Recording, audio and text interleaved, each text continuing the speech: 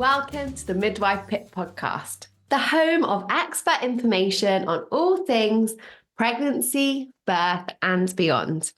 Now, this week, I am going to be joining you solo to talk about a topic that comes up so often, and that is natural ways to encourage labour. Now, I think it's fair to say that in society, we do put a lot of pressure and emphasis on our estimated due date. So it's really important to emphasize, first of all, that it's an estimate. We all are individual. Our bodies and babies have such individual and unique physiology that we are not all going to have an exact 40-week gestational period. So we really need to try to ditch the due date pressure, because the truth is there are so many factors and influences that may impact when you go into labour, when this happens, how your body responds to those changes in hormones.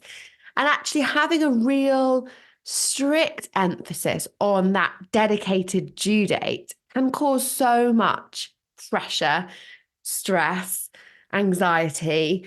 And the difficulty is that these things, these stresses, this anxiety, this pressure just does all of the reverse of what we want our labour hormones to do. We want to be feeling calm. We want to be feeling relaxed.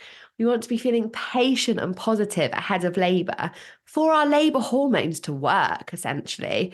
So when we've got this massive pressure and feel this intensity as we approach or even go past our due date, it's really unhelpful to what we're trying to achieve, which is labour at this stage, right?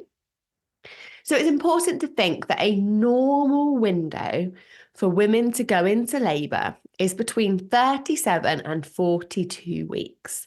Now, that's quite a big 5-week window in essence. And only 5%, 4 to 5%, we think, of babies are actually born on their estimated due date, which is why we have to ditch the pressure of having a baby on their due date. And actually, your baby is the boss. They are the boss when it comes to starting labour. And to be honest, if they're anything like my 2-year-old, they are the boss for everything else thereafter as well. But it's thought that labour is actually triggered by your baby releasing a small amount of a surfactant protein, which is a substance that they have in their lungs, which then signals to your body, hi, I'm ready to be born, let's do this. And that this substance, this protein that's released, then stimulates contractions, labour hormones, and everything that then follows.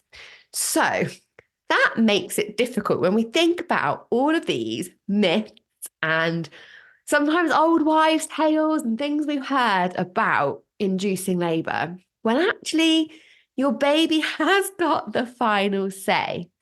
But that being said, this would be a very short episode if I just said there is nothing you can do to encourage natural labour. It's all down to your baby. End of. There is a few natural preparation options that do have some evidence, albeit usually quite small studies, but that's nothing abnormal, to be honest, when it comes to pregnancy and birth evidence and research that does back up actually that some of these things may help prepare your body, may help prevent going very post your due date if that's a concern of yours, and may help to encourage labour in a more natural way. So let's go through them, because I am, at the time of recording this, in the stage of my pregnancy where I'm starting to explore some of these. First thing that you may have heard of is raspberry leaf tea. So what is the deal with raspberry leaf tea? Now, within raspberry leaf tea is these red raspberry leaves, which have compounds. And it's thought that the accumulation of these compounds in the tea or capsules, some people may opt to use the capsules instead. It's thought that these gradually build up in your body to strengthen the myometrium, which is the muscles of your uterus, to help strengthen that muscular structure with the hope of shortening the length of labour reducing the chance of needing intervention within your labour and birth, and to try and reduce the need of things like induction of labour or having your waters broken. So there is some evidence around the use of raspberry leaf tea, and it's recommended, if you want to give it a go, that you can start sipping it, starting at about 2 cups a day, because we want to create this gradual build-up in your body from around 32 weeks of pregnancy. And you can gradually build up to 3 cups a day as you come towards term. It isn't for everybody. So if you're planning a cesarean birth, you've got twins or triplets, your baby's breech, you've got high blood pressure, you're taking metformin or antidepressants, it's best to avoid it, because either you aren't trying to have a vaginal birth, so strengthening the uterus isn't of the benefit to you, or it can impact some of those medications. So we want to be a bit cautious. My favourite one, because I love this fruit, is eating dates. Now, dates is really interesting. Again, small study, but there's evidence there. That eating 6 dates daily, which is quite a lot, I know, but I do like them, especially stuff with peanut butter. Anything actually with peanut butter on, I am a big fan of. As is my son. I had to take the jar of peanut butter away from him yesterday evening as he was just there with a jar of peanut butter and a spoon. I thought his mouth would just stick together and he would give it up, but no, he was having a great time. So 6 dates every day from 36 weeks of pregnancy may help to increase the ripening of your cervix. So that's some of the early changes that happen to your cervix in the early stages of labour. And it was found that women who ate dates were 74% more dilated than those who didn't at the onset of labour. And they were 21% more likely to go into spontaneous labour, and 77% more likely to have a shorter first stage of labour. So there are some benefits, right? And in terms of the dates, unless you're gestational diabetic and having to watch your blood sugars, there's kind of no harm, because they're going to help prevent constipation. They're full of antioxidants and nutrients. So it's kind of worth a go, right? If those are things that are important to you on your journey and you don't mind eating lots of dates. The idea is they have a bit of an oxytocin-like impact on your body. So your oxytocin is that hormone that generates contractions in labour. And the thought is that dates kind of produce some of that, so encourage some of those labour changes and preparation.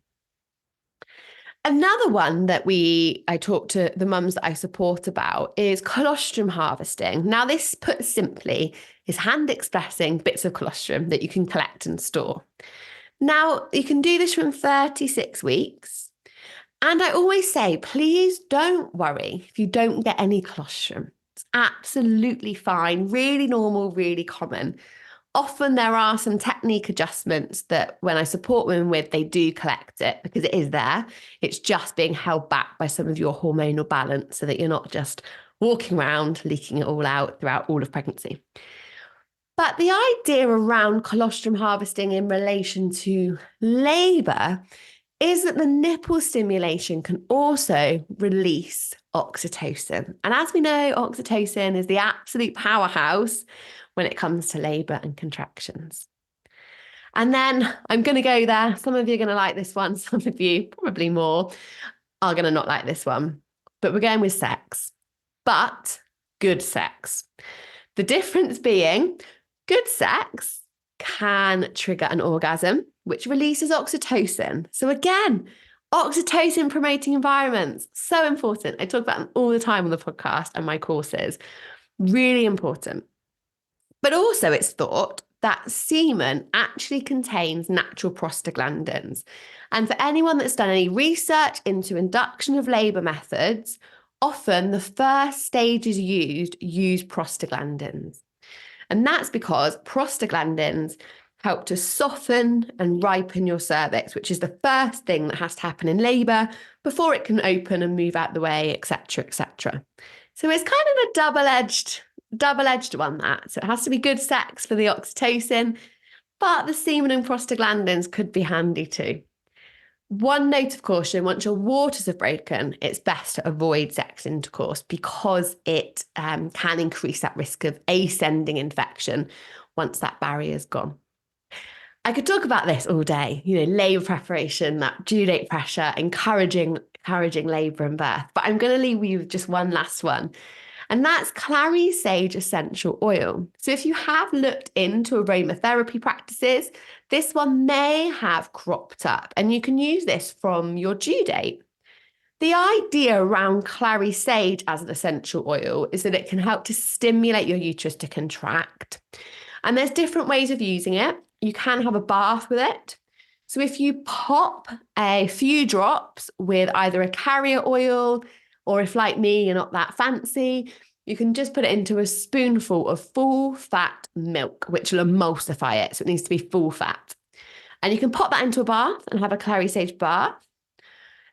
Or you can literally pop it onto something that you smell. So that could be a cloth or in a diffuser, and do it that way. If you have had any complications or once your waters have broken, then avoid using clary sage in the bath. Once your waters are broken, you can still use it, but not in the bath format. So that was a few of my encouraging labour to start tips. I love this. I love this conversation. I love this topic because I think it's really important that we ditch that pressure. The more pressure, the more stress we're under. All that does is tell our bodies and our brains that we're not in a safe place to birth. And we trigger this fight or flight response, which is really handy, right? When you're a wild animal and you're fleeing a predator, we need this fight or flight response. So all our blood goes to our arms and legs so we can run away and get to safety. Amazing survival mechanism. We wouldn't be here if we didn't have it. Where this is really unhelpful to kick in is at the point of trying to go into labour, because what it does is exactly that. There's no blood supply, in mass going to your uterus to encourage contractions and all that muscle work. It's going everywhere else so that you can escape this perceived threat, whether it's real or perceived. Your mind can't quite differentiate that. So really thinking about, yes, we can actively prepare and support and influence and try these things. There's no guarantee anything's going to work. Our baby is probably still always going to be the boss. But we can definitely try to do these things to influence labour and birth if that's important to you. However, we have to take the pressure off. Feeling calm, feeling relaxed, focusing on where you do have control. And so often in birth, we think we have no control. And I completely challenge that, because at the end of the day, it is your body and your baby. So you absolutely have 100% of the control when it comes to your labour and birth journey.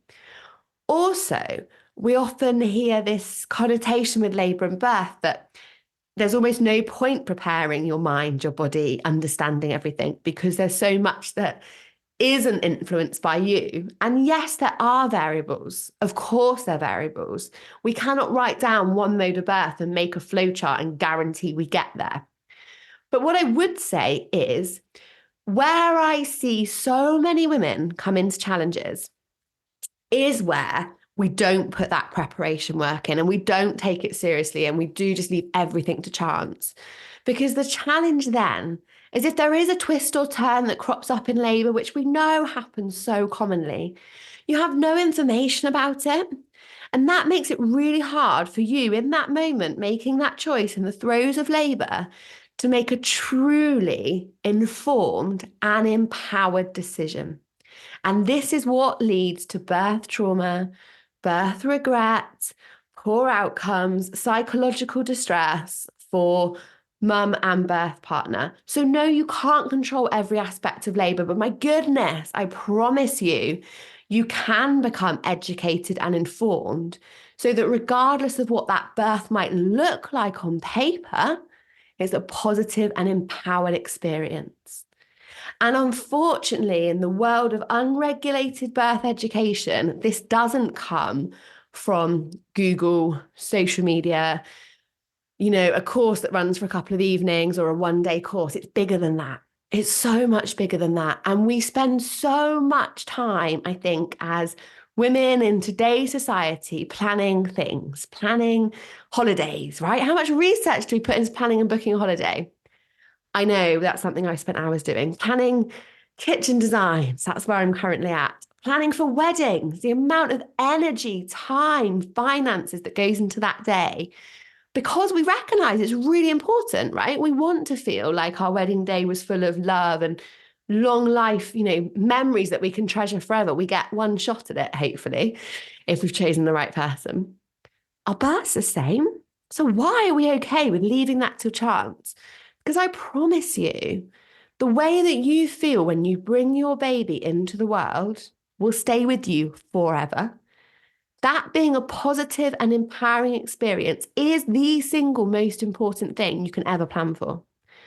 And I know that sounds maybe dramatic to some people listening because we've really normalized birth, which is great. We don't want people to feel like they are unwell or they're weaker during pregnancy and birth. But it really makes a massive difference to who you are as a woman, as a human being for the rest of your life. So please do not leave it to chance. Don't think, oh, there's no point investing in this because I can't control it, because there's so much you can control. And what you can be in control of is ultimately having a positive and empowering experience. And, that to me is the mission. That's why the podcast begun. That's what I aim to achieve for every member that I work with on my online Your Pregnancy and Postnatal Journey course, because it makes a difference. It's so important, so important. So I hope that was a helpful episode. It's lovely to come on and chat with you solo. But I'll be back next week with another expert guest joining me. So I hope you have enjoyed this episode of the podcast. Before I head off, I need to tell you something. 68% of you who listen to my show have not hit the subscribe button. So can you do me a favor? And if you've ever enjoyed listening, hit subscribe now. It makes a huge difference, helping me to keep bringing you episodes. And together, we can then reach and empower more women on this journey.